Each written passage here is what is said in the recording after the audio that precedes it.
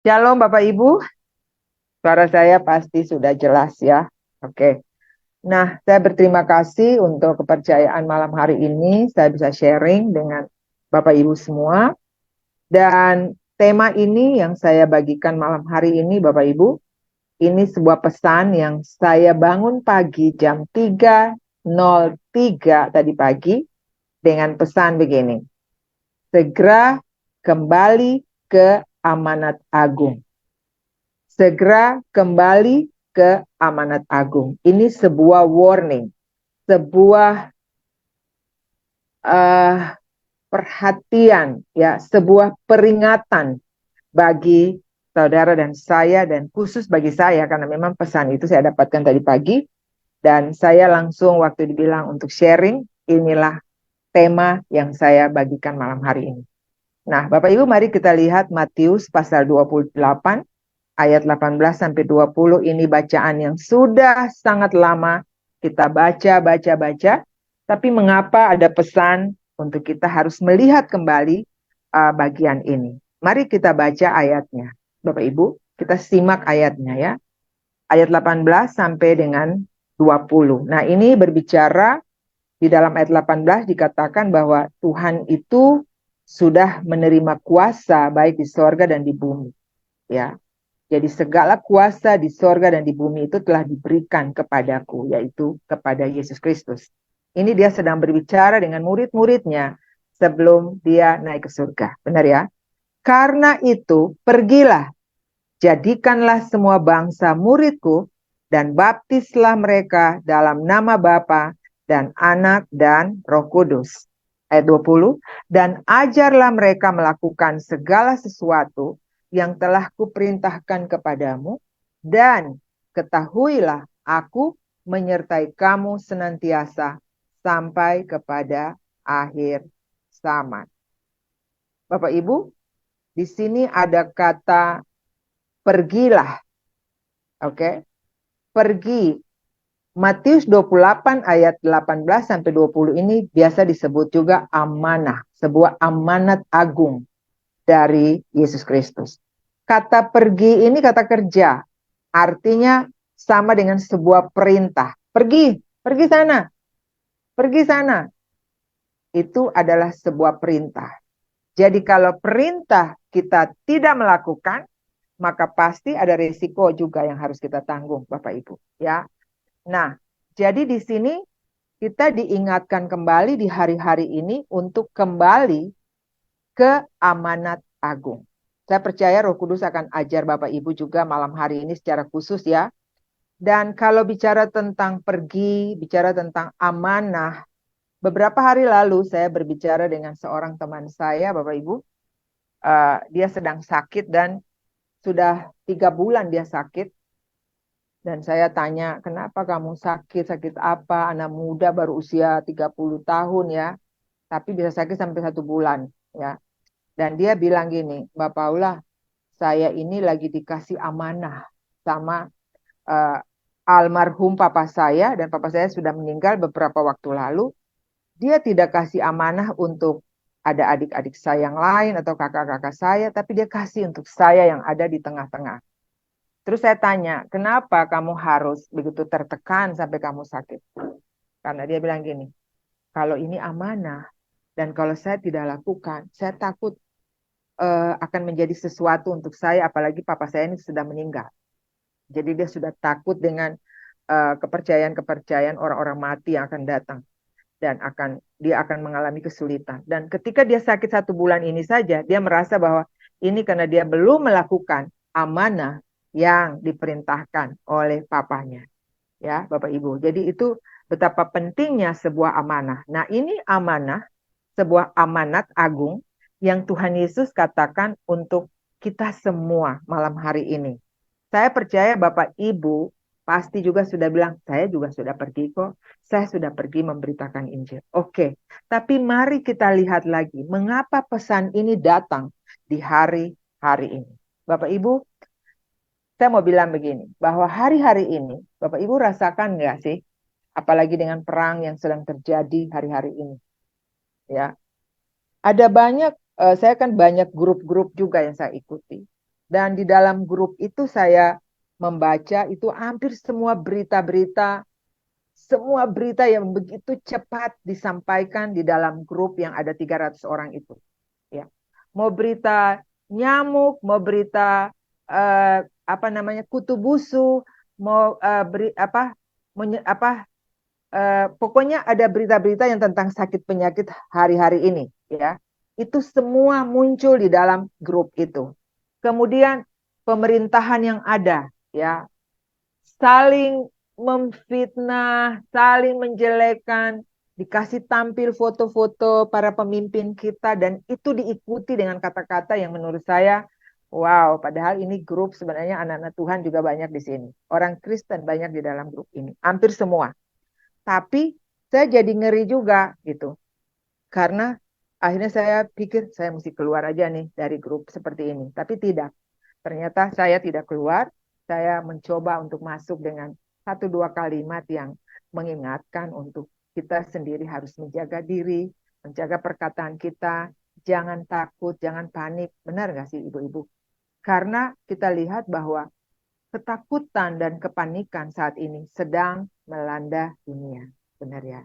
Orang takut karena jabatan, orang takut karena sakit penyakit, orang takut karena masalah keuangan, orang takut karena bagaimana masa depan anak-anaknya, bagaimana keluarganya. Ini ketakutan yang sangat-sangat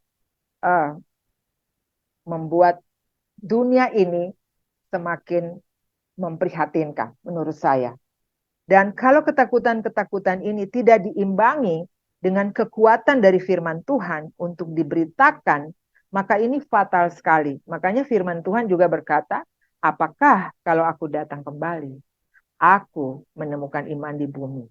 Ya, karena banyak yang saya lihat hari-hari ini, dan mungkin Bapak Ibu juga lihat, akan ada banyak kita yang juga masuk ke dalam perangkap-perangkap dunia hari-hari ini. Nah, jadi Bapak Ibu, mengapa pesan ini juga datang pada kita malam hari ini?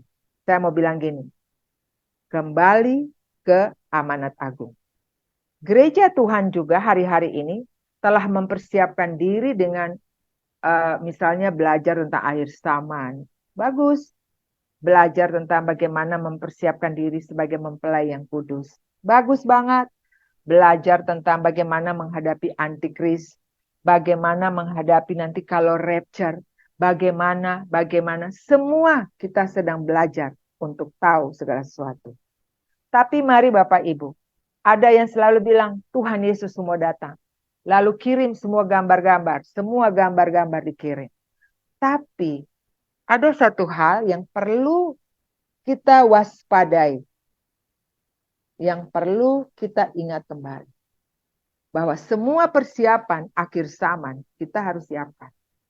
Tapi jangan lupa bahwa amanat agung yang merupakan perintah Tuhan untuk kita lakukan, jangan sampai kita abaikan lalu kita pikir gini, ya sudah Tuhan semua datang, saya tunggu saja, dia sebentar lagi sudah mau datang. Terus tidak ngapa-ngapain. Tidak Bapak Ibu. Ternyata kita harus terus untuk memberitakan tentang Tuhan Yesus sendiri. Kita memberitakan tentang Kristus atau yang disebut memberitakan Injil. Bapak Ibu, mari kita lihat bagaimana kekristenan, tidak usah lihat di negara lain, bagaimana kekristenan di Indonesia saat ini. Bapak Ibu pernah tahu? Bapak Ibu pernah lihat bagaimana kehidupan atau berapa banyak jumlah kekristenan di Indonesia saat ini? Kurang lebih mungkin 10%. Artinya apa? Bahwa kalau menurut saya masih banyak orang, ada mungkin 13% atau 90%, ada 90% yang belum menerima Injil. Atau yang belum mendengar tentang Yesus Kristus. Bisa terjadi seperti itu. Masih banyak yang belum mendengar. Masih banyak yang belum menerima Kristus sebagai Tuhan dan Juru Selamat mereka. Padahal saudara tahu bahwa saudara dan saya ini adalah orang-orang yang telah diselamatkan oleh Tuhan. Dan apakah keselamatan itu hanya milik kita sendiri ataukah keselamatan itu juga harus sampai kepada banyak orang. Lalu orang juga bilang begini, iya, tapi kan Injil juga sudah diberitakan di seluruh dunia melalui sosial media. Benar banget. Tapi mari kita lihat presentasinya. Apa demikian? Apa demikian? Sebentar ya Bapak Ibu, sebentar. Saya lagi. Oh,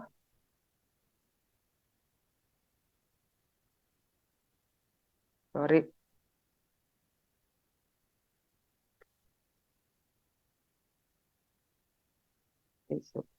Oke. Jadi ada 3 hal yang akan kita pelajari malam hari ini. Mengapa saya harus tetap memberitakan Injil? Kembali ke amanat agung. Yang kedua, siapa yang harus pergi? Ini tugas siapa? Pasti Bapak Ibu mungkin pernah dengar juga, saya pernah sharing ayat ini atau bagian ini di khotbah-khotbah saya terdahulu. Tapi pesan ini ulang tadi pagi Bapak Ibu. Dan saya juga bilang, Tuhan, oke, saya mau lihat bagian ini. Bagaimana caranya? Nah, malam ini kita akan belajar sama-sama, Bapak Ibu. Yang pertama, kenapa Injil harus tetap diberitakan? Mungkin Bapak Ibu bisa tulis di komentar di sini, apa alasan Bapak Ibu untuk Injil harus tetap diberitakan? Yang pertama tadi, amanat agung. Harus kita pergi. Ajar mereka, baptis mereka, betul? Dan setiap orang yang percaya akan diselamatkan dan pasti penyertaan Tuhan sempurna sampai akhir zaman. Itu janji Tuhan. Yang berikut, karena Injil adalah kekuatan Allah yang menyelamatkan setiap orang yang percaya. Roma 1 ayat 16 dan 17 ya. Injil itu kekuatan Allah, Bapak Ibu, yang menyelamatkan. Jadi, ketika kita memberitakan Injil, maka Injil itu, pemberitaan itu juga akan menyelamatkan orang-orang lain. Menyelamatkan terutama orang-orang yang percaya pada Tuhan. Dan juga orang-orang yang belum percaya kepada. Yang berikut. Ada banyak nabi. Ada banyak rasul. Ada banyak imam. Tapi juru selamat dunia hanya ada satu. Namanya Yesus Kristus Tuhan. Dan Tuhan Yesus di dalam kitab Yohanes, Bapak Ibu nanti bisa baca. Semua tentang dirinya, dia tulis di situ. Yohanes menulisnya. Ya. Misalnya, Yohanes 8 ayat 12. Dia katakan, akulah terang dunia. Betul?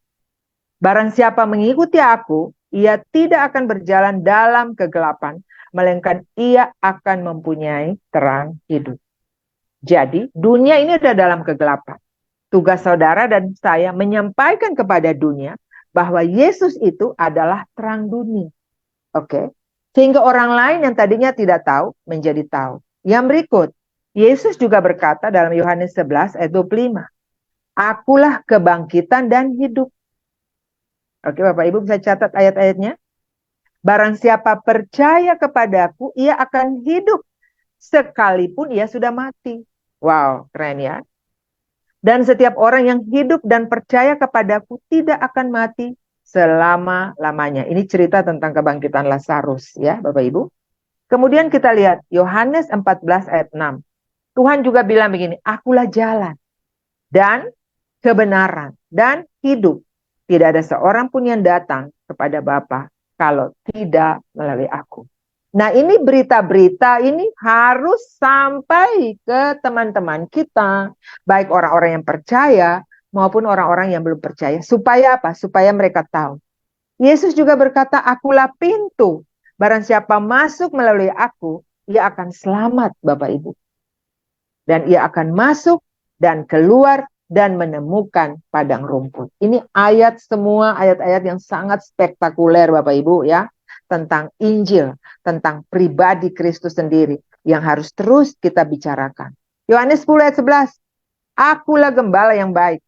Gembala yang baik itu memberikan nyawanya kepada domba-domba. Dan saya tahu bahwa ada banyak orang-orang yang saat ini juga sedang Tuhan panggil. Betul? Ada banyak saudara-saudara kita dari seberang sana yang hari-hari ini hanya ketika mereka dengar lagu-lagu pujian dan penyembahan, ya, hanya karena mereka mendengar ada kata-kata yang manis dari seseorang, dia mengenal Yesus. Dia datang kepada Kristus. Jadi tugas kita harus terus menjadi corong. Terus bicara. Jangan pernah berhenti Bapak Ibu. Jangan pernah berhenti. Betul ya? Dan dunia juga tahu bahwa Kristus itu dia akan datang kembali sebagai hakim.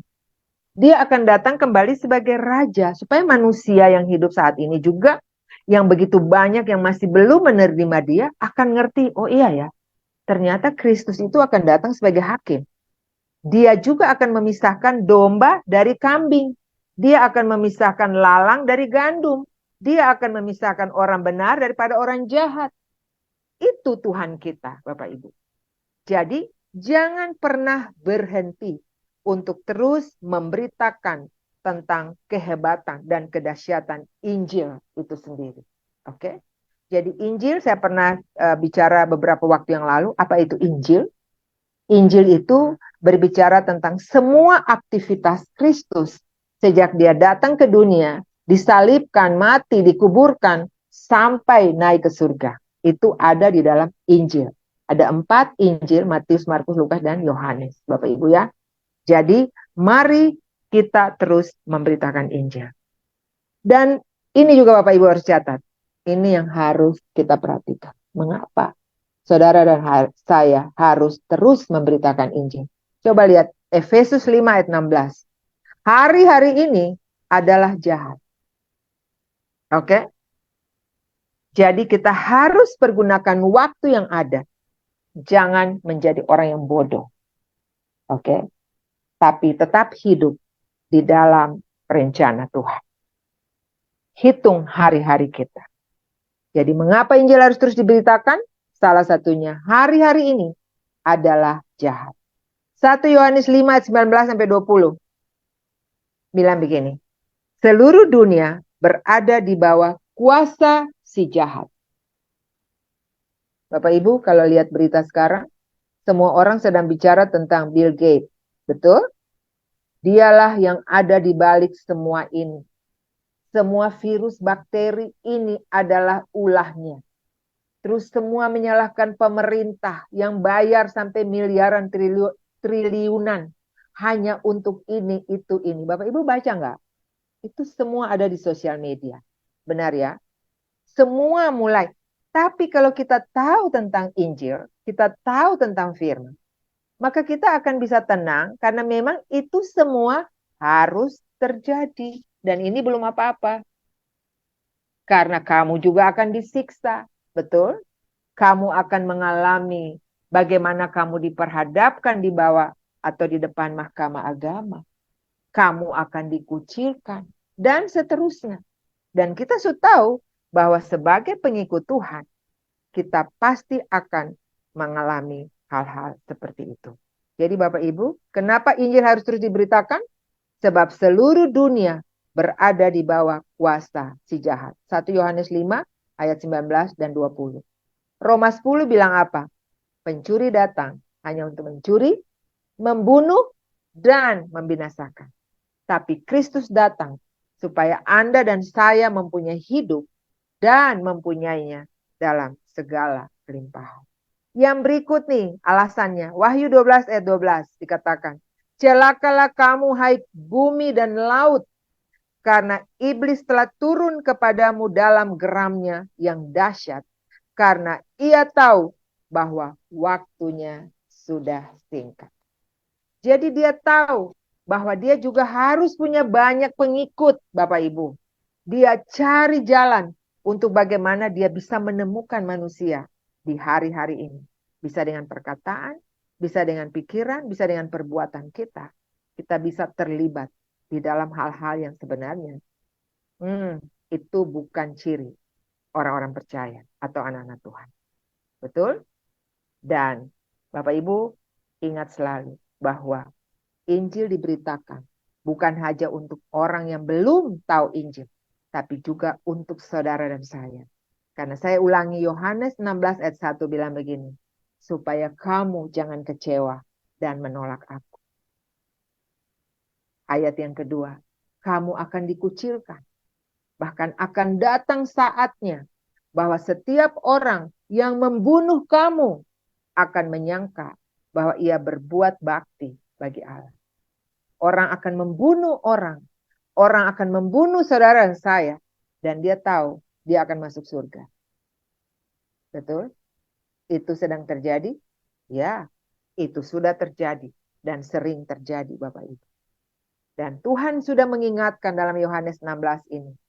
Untuk gerejanya. Supaya kamu jangan kecewa. Dan menolak aku. Amin. Bahwa kamu akan mengalami semua itu. Mereka berbuat demikian. Mereka membunuh orang dan mereka tahu pasti masuk surga.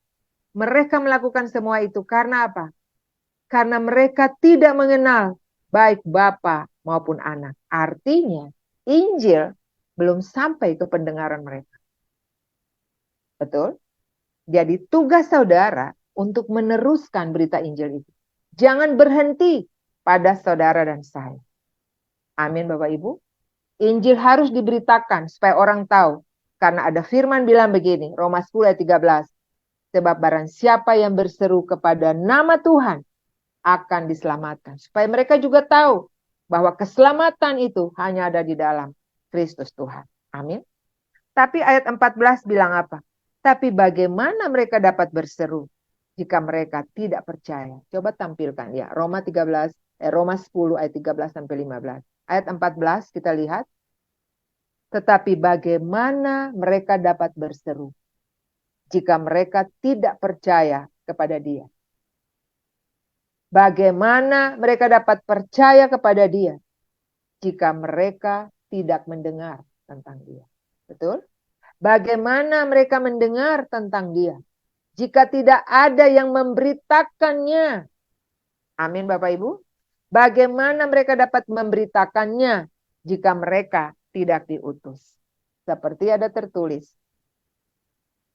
betapa indahnya kedatangan mereka yang membawa kabar baik. Wow, Tuhan kita luar biasa. Kenapa saudara dan saya harus tetap memberitakan Injil? Yang berikut, ada mahkota kemegahan yang Tuhan siapkan bagi saudara dan saya. 1 Tesalonika 2 ayat 19 sampai 20. Jadi saudara dan saya jangan lupa nih, ada mahkota yang Tuhan siapkan untuk kita yang membawa jiwa, yang memberitakan tentang Tuhan pada orang lain. Supaya orang lain juga diselamatkan. Jangan makan sendiri. Jangan rasa bahwa ya yang penting saya selamat. Tidak. Tidak Bapak Ibu. Karena nanti kita lihat. Yang berikut, siapa yang harus pergi? Ini tugas siapa? Bisa tulis di kolom komentar. Tugas siapa sih pemberitaan Injil ini? Apakah tugas pendeta? Tugas majelis jemaat?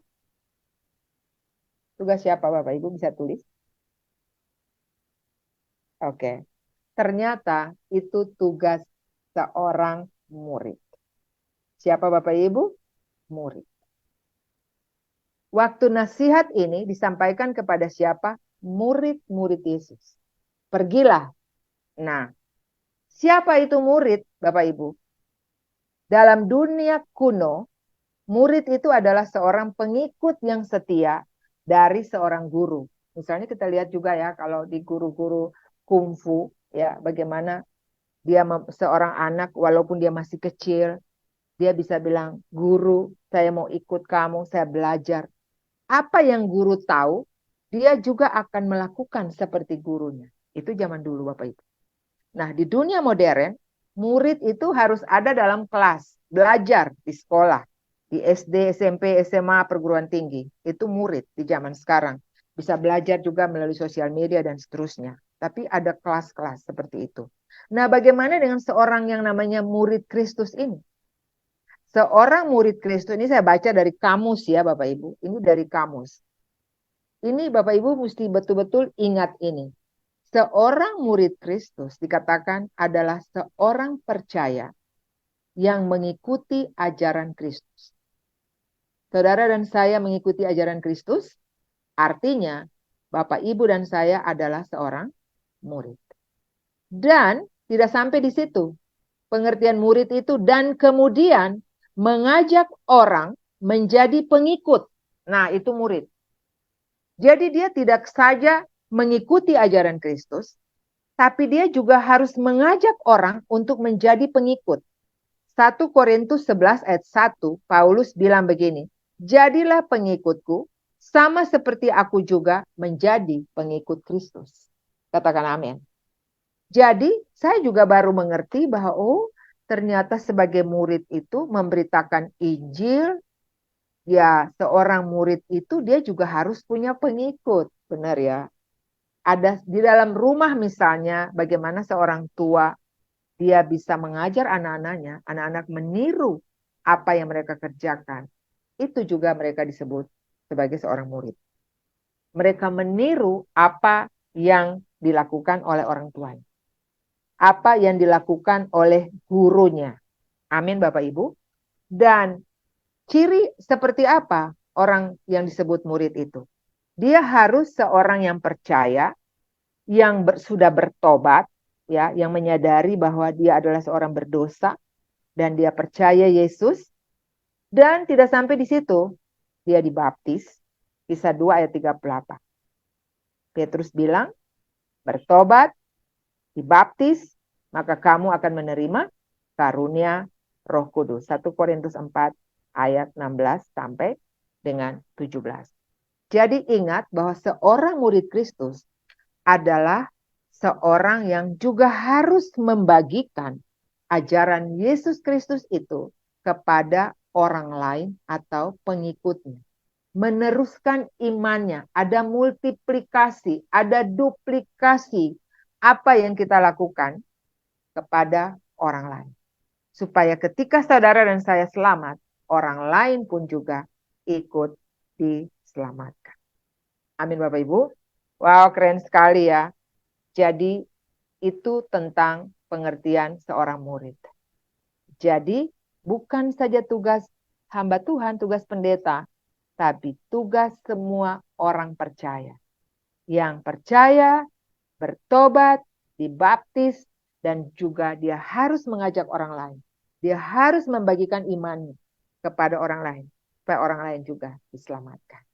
Keren ya Bapak Ibu, luar biasa Tuhan kita itu. Nah, bicara tentang baptisan. Bapak Ibu semua di sini sudah dibaptis ya. Amin. Ada di sini yang belum dibaptis, nanti bisa tulis di komentar, saya belum dibaptis. Supaya nanti kita akan follow up.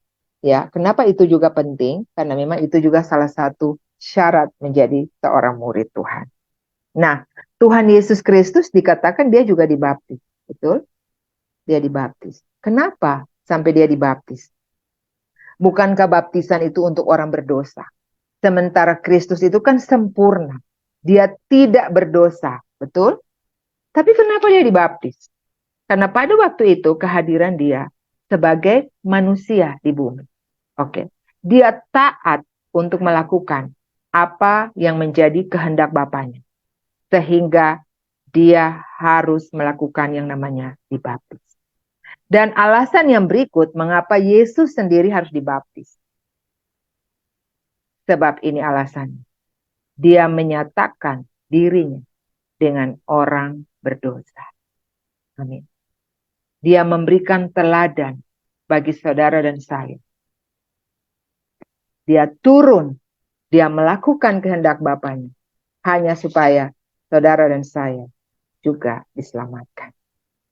Jadi satu teladan yang luar biasa. Bagaimana caranya? Ini bagian yang terakhir.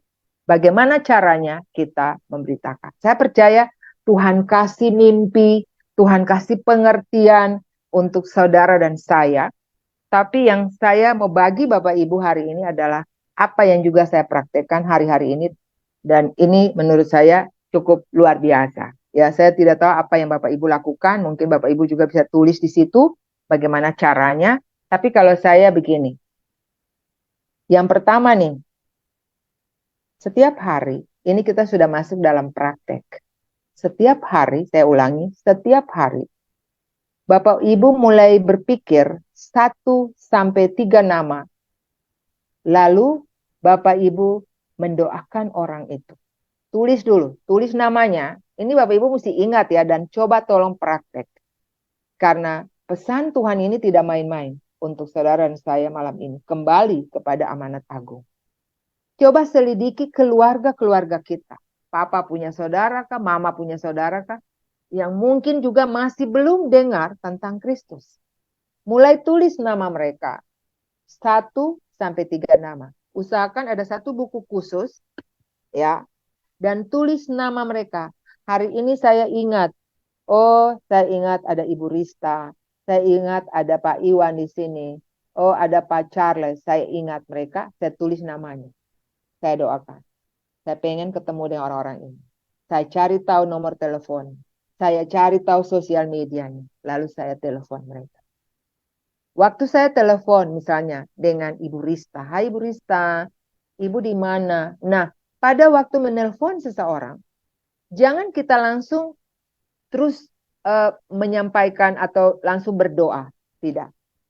Kita harus cari tahu dulu tentang apa masalah yang sedang dia alami. Amin. Jadi kita dengar dulu. Saya baca sebuah buku yang judulnya Skill with People. Karena saya ada di sebuah bisnis yang bisnis people. Bisnis bagaimana bertemu dengan manusia. Di dalam jemaat ini juga sebenarnya adalah sebuah komunitas di mana kita juga bertemu dengan manusia. Maka sebenarnya bagus banget untuk kita juga harus mengerti manusia dan kodratnya. Sehingga kita tidak salah memperlakukan orang lain. Karena dengan cara kita bisa menarik orang untuk datang, tapi juga untuk menolak orang pergi sejauh mungkin. Itu bisa terjadi. Jadi ternyata itu skill Bapak Ibu yang juga harus dipelajari. Oke ya. Jadi ini langkah-langkah yang saya bagikan. Tuhan tolong supaya Bapak Ibu juga bisa mempraktekannya. Dan nanti tolong bisa bagikan untuk saya kira-kira akibat dari apa yang Bapak Ibu buat ini, apa yang terjadi. Bisa sharing untuk Paula. Oke. Jadi tulis namanya 3 orang, doakan dia, telepon. Halo bro, halo sis, apa kabar? Lagi ngapain? Bagaimana anak? Bagaimana suami? Bagaimana bisnismu? Mulai tanya nih. Nah, sampai misalnya dia bilang begini, aduh suami saya lagi sakit Bu Paula, sudah 1 bulan tidak bangun, kami nggak bisa begini, nggak ada penghasilan karena Bapak yang mencari nafkah. Nah ini dia mulai menyampaikan persoalan yang sedang dia hadapi. Itu saatnya untuk kita mulai dengan solusi untuk mendoakan dia. Amin. Oke Bu, mana bapaknya? Saya mau berdoa untuk bapaknya. Ini Bu, oke. Pak, kita doa ya. Dan itu keren banget Bapak Ibu. Itu sangat powerful. Mari lakukan ini dengan baik. Dan saya percaya ibu-ibu dan bapak-bapak akan bertemu dengan orang-orang baru setiap hari. Jangan cuma berkenalan dengan orang-orang yang ada di tetangga. Karena Tuhan ciptakan dunia ini luas banget. Cari saudara yang ada di luar seberang laut sana, di seberang gunung sana. Cari. Ada sosial media. Saya ketemu banyak teman dari Facebook. Saya sudah lama tidak di Facebook, tapi saya punya teman ada ribuan orang di sana. Saya kalau kehabisan daftar nama, pasti saya cari mereka. Jadi Bapak Ibu nggak usah mikir teman dari jauh-jauh juga, tapi mulai dari dalam keluarga. Cari papa pun saudara di mana ya, mama pun saudara, anak-anaknya mana ya, cari. Lalu Bapak Ibu lakukan. Kenapa harus cari tahu mereka? Karena gini, saya dapat laporan juga. Ada orang yang mendoakan seseorang, saya berkati anak-anak dari Ibu Maria ini, supaya anak-anaknya diberkati, anak-anaknya berhasil. Padahal Ibu Maria belum menikah. Menikah aja belum, apalagi punya anak. Nah ini kesalahan yang sangat-sangat kurang bagus. Jadi kita harus cari tahu tentang seseorang yang akan kita doakan. Oke. Yang kedua, kita mengajar mereka untuk menduplikasi, untuk melakukan apa yang sedang saya dan dia lakukan. Ibu, nanti ibu tolong ya untuk cari lagi satu teman ibu, saudara ibu, anak ibu, dan doakan dia. Lakukan seperti ini ibu. Amin. Dan ternyata ibunya bilang, oke Bu, saya akan lakukan. Dan tips yang ketiga dari saya Bapak Ibu. Kalau dalam satu komunitas, atau dalam satu komsel, atau dalam satu gereja, ya Ada teman-teman kita yang dulu setia banget, tapi kemudian dia menghilang jauh. Ada dengan pergi dengan masalah, atau dia pergi karena ada banyak hal yang terjadi atau dia alami. Kira-kira Bapak Ibu saran apa untuk mereka? Yang saya lakukan, dan saya mau kasih tips untuk Bapak Ibu. Jangan tinggalkan mereka. Cari mereka. Hubungi mereka lagi. Ajak mereka kembali. Karena gini, Tuhan Yesus datang untuk orang berdosa. Amin. Ada 100 domba yang satu saja jatuh dalam jurang. Dia akan turun untuk mengambil. 99 dia kasih tinggal. Karena kalau satu orang ini dia sudah tahu kebenaran, terus dia pergi, terus kita kasih tinggal dia saja, kadang-kadang kita pikirkan dia kuat. Belum tentu, saudara. Dia akan bertambah baik. Tapi pada umumnya, dia akan pergi dan dia akan tambah rusak atau tambah jauh. Jadi tugas saudara dan saya adalah mencari mereka kembali. Cari tahu, hubungi mereka Bapak Ibu. Dan kita akan berdoa malam hari ini. Supaya Tuhan taruh hati Tuhan di dalam hati Bapak Ibu dan saya. Supaya kami semua sama-sama diselamatkan. Amin. Bangsa Indonesia masih 87% yang belum menerima Injil. Yang belum mendengar tentang Kristus. Tapi bagaimana kalau misalnya mereka sudah dengar tapi tidak mau bertobat juga? Don't worry. Wow. Jangan khawatir Bapak Ibu. Karena ada firman Tuhan bilang begini. Kalau mereka sudah dengar, tapi mereka tetap tidak mau berubah. Firman Tuhan bilang apa? Jika Injil yang kami beritakan masih tertutup juga, ya 2 Korintus 4 ayat 3 berkata, maka ia tertutup untuk mereka yang akan binasa. Wow. Oke. Jadi Bapak Ibu, tugas kita tetap memberitakan. Kalau sudah beritakan tapi tetap begitu saja, nggak apa-apa. Bukan urusan kita. Karena ternyata ada orang-orang yang juga ditetapkan untuk binasa. Tapi ingat, Yesus Kristus tidak pernah merencanakan untuk satu pun binasa. Dia bilang, rumah Bapakku tuh luas. Banyak tempat tinggal di sana. Dia mau supaya saudara dan saya. Dia mau supaya bangsa Indonesia ini, semua penduduk bangsa ini akan ada di sana juga. Firman Tuhan berkata, setiap lutut bertelut dan lidah mengaku Yesus Kristus adalah Tuhan. Bagaimana bisa Bapak Ibu? Hanya melalui doa saudara dan saya. Dan juga kerinduan kita untuk kembali melakukan amanat agung Tuhan Yesus Kristus. Dan yang paling terakhir, ada mahkota yang Tuhan siapkan bagi saudara. Ibu Leni sering bilang, jangan sampai kita ada di sana, kita seperti orang biasa. Tapi kita juga ada mahkota, yaitu mahkota, apa Bapak Ibu? Dikatakan mahkota kemegahan ya, yang Tuhan kasih untuk mereka yang membawa jiwa bagi Tuhan. Sampai di sini sharing saya untuk kita semua. Puji Tuhan. Ada pengumuman. Ya. Mengucapkan terima kasih kepada Pastor Paula yang sudah menyampaikan firman Tuhan pada hari ini. Saya percaya Bapak Ibu sangat diberkati oleh firman Tuhan pada hari ini. Kiranya Tuhan Yesus memberkati Pastor Paula, keluarga, dan pelayanannya. Bapak Ibu, kita akan mengucap syukur untuk berkat yang Tuhan telah berikan dalam kehidupan kita. Kita akan masuk dalam doa persembahan. Kami persilahkan Bapak Iwan dari Salatiga untuk doa persembahan. Kami persilahkan. Bapak Ibu, mari kita berdoa untuk persembahan. Apa Tuhan, dalam nama Yesus Tuhan, ucap syukur Tuhan untuk malam hari ini Tuhan, untuk pagi hari ini Tuhan, kami bisa berkumpul bersama Tuhan untuk mendengarkan firman-Mu Tuhan. Makasih Tuhan untuk Pastor Paula Tuhan yang memberitakan firman-Mu Tuhan.